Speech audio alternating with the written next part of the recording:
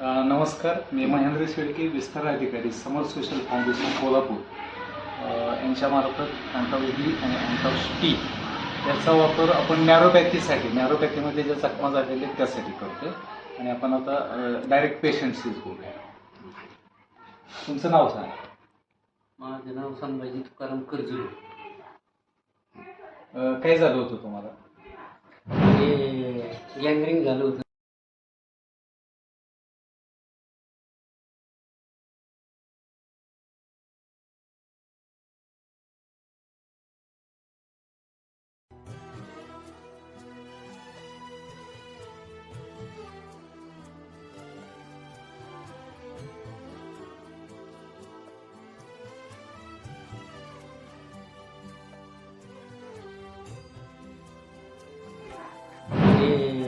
Gangrene झालं होतं.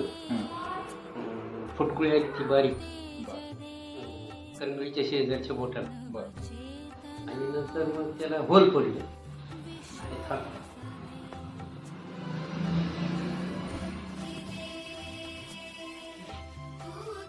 Hole पडल्यानंतर होल पडल्याच्या नंतर मग ते दवाखान्यात गेलो. तर ते म्हटले होईल बरं, औषध दिले. आणि नंतर मग घरी आलो तर घरी ते काळं पडत चाललं. काळं पडल्याच्या नंतर डॉक्टरने सांगितलं ते बोट काढावं लागेल. ते बोट काढलं तर त्याच्या शेजारचे 2 काळे झाले. परत ते काढल्याच्या नंतर परत 2 काढले. 3 बोटं काढली, करगळी राहिली. परत डॉक्टरने सांगितलं की 2 बोटं काढताना त्याचे इन्स्पेक्शन झालं अंगठ्याला. तो अंगठा पण काढून टाकला. आता जखम त्यावेळी कशी होती? ज्यावेळेस कापली त्यावेळेस जखम केवढी होती? त्यावेळेस खड्डा होता. आता तो खड्डा भरून आला. तर आपल्या हातात काहीच राहतं तेवढं औषध घेऊन येतो. बरोबर औषध कामच करत. ते कसं काय ओळखायचं? ओळखीतच येत ओळखीतच येत नाही. आता तुम्हाला प्रॉब्लेम नाही. नाही. किडनीचं कशावरून वाटतंय तर माहिती का? लघवीवरून वाटतंय. लघवीला वारंवार जाणे, फेस येणे, लाल लघवी येते, लाल रक्त लघवीतून पडणे, दुसरी गोष्ट क्रिएटिन वाढणे. ते सांगितलं करायचं. काय वापरतात हे तुम्ही? डी अँटॉक्स-डी वापरतात. काय ती माहिती आहे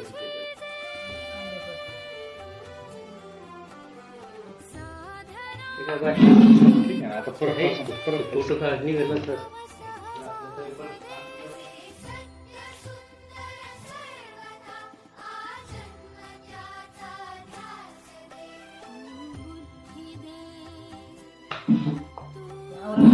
हातावर जर घेतला तर एवढं झालं. हा ना, पण आता कसं की ते योगायोगाच्या गोष्टी आहेत. त्यावेळेला त्यांना औषधच पचत नव्हतं. पद्धत पण नव्हतं आणि हे सगळं करायचं म्हटल्यावर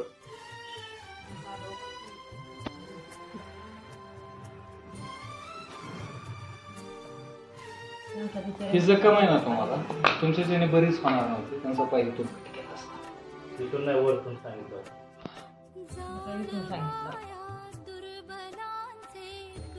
त्यांनी सांगितलं होतं जिथपर्यंत ते असेल ना तिथपर्यंत करायलाच लागणार. गेलं ना सांगितले कालच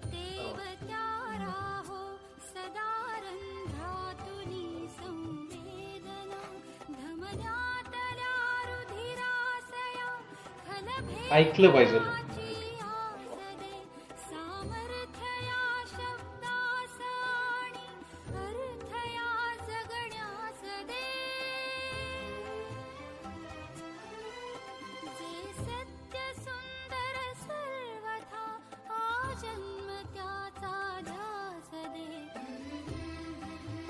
पहिला खड्डे होती, आता खड्डा नाही भरून हे आला. किती दिवसात भरलं तुमचं? हे 1.5 महिना. 1.5 महिन्यात. दुसरी गोष्ट, तुम्हाला अँजिओप्लास्टीचा प्रॉब्लेम होता. अँजिओप्लास्टीसाठी तुम्हाला HLK दिला, बरोबर? तर HLK घेण्या अगोदर तुम्हाला काय फरक पडत होता? काय पडला होता? HLKची बॉटल घ्यावी. आता हे HLK तुम्हाला दिला आपण, कारण तुम्हाला काय झालं, ब्लॉकेज ब्लॉकेजचे प्रॉब्लेम झाले होते बरोबर. तुमचं ऑपरेशन झाले का त्याचं? नाही नाही. पण ब्लॉकेज आहेत तुम्हाला. ब्लॉकिंगसाठी छातीमध्ये धडधड होत होते तुम्हाला. हे चालू केलं तुम्हाला बंद झालं. पूर्ण बंद झालं. आता रिलॅक्स वाटतं. आम्हाला आल्यानंतर त्रास होतो. आता परत आम्हाला आलेलंच नाही ना. आता ह्याच्यात होईल म्हणजे तुम्हाला तुम्हाला आता कमी झालं. नाही, कमी आता झालं. पण जरी आभाळ आलं ना तर हा. थोडा त्रास ते होतो. थोडंसं म्हणजे आता हे पण चालू आहे आणि हे पण चालू आहे. ब्लॉकेजचा प्रॉब्लेम कमी झाला आणि तुमची जखमी झाली. चहा पण चालू. चहा. शुगरची लेवल काय चालू आहे? पहिली किती असायची पहिली 300, 350, आणि आता किती हे चालू आहे? आता 200 च्या 200चा. आता जोपर्यंत जखम बरी होत नाही ना तोपर्यंत तुमची ह्याच लेवलला आहे. जखम भरली आहे का मग ते लेवल जखम एकदा पूर्ण भरली की तुमची शुगर लेवल सुद्धा कमी होईल. इन्सुलिन वगैरे नाही. इन्सुलिन बंद झालं ना तुमचं. इन्शुरन्स नव्हतं. इन्सुलिन नव्हतं त्यामुळे गोळ्या पण तुमच्या कमी होत्या. दवाखान्यात होते insulin. मग आता- दवाखान्यात देतातच ते. देतात. पण आता गोळ्या किती टाइम चालू तुम्हाला? एकच तरी. एकच टाइम चालू ती पण गोळी बंद होऊन जाईल थोड्या दिवसात. ठीक आहे. हा बघितलं कशा पद्धतीने रिझल्ट आलाय. तर गँग्रीन असणाऱ्या सर्व पेशंटला मी एकच विनंती करेल की अँटॉक्स डी आणि अँटॉक्स टीचा वापर करा आणि आपले अवयव वाचवण्यासाठी प्रयत्न करा.